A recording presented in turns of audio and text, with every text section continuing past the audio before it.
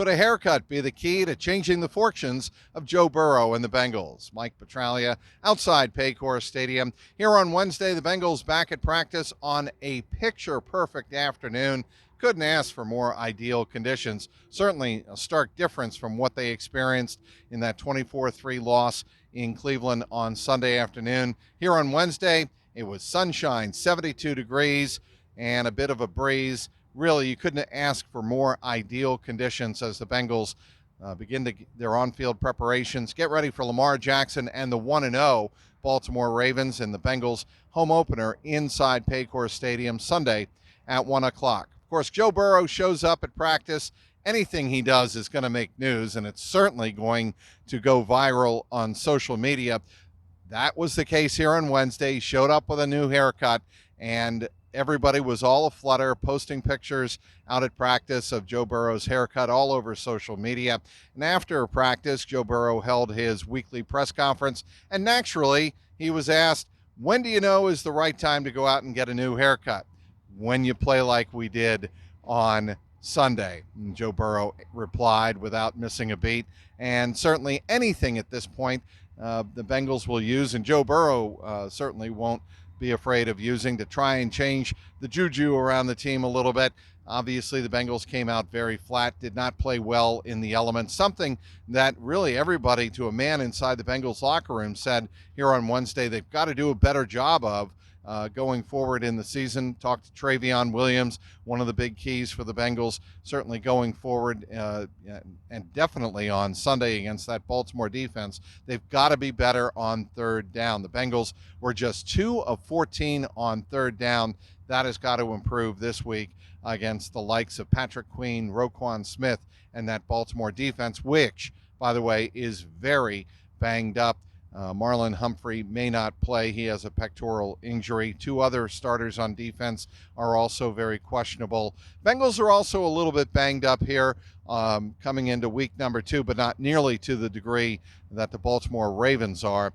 Certainly the Ravens missed Mark Andrews a little bit in week 1, but certainly they were able to overcome that in a 25-9 win over the Houston Texans. That may not be the case this week, as the Ravens have always used Mark Andrews to kind of terrorize the Bengals defense. But on the Bengals side of the ball, Cam Sample was the only player who did not practice. He has an ankle issue.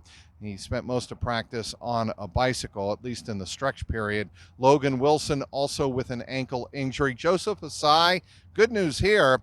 The edge rusher was back on the practice field, back practicing with the team for the first time since really before the ankle injury in the preseason finale against the Washington Commanders.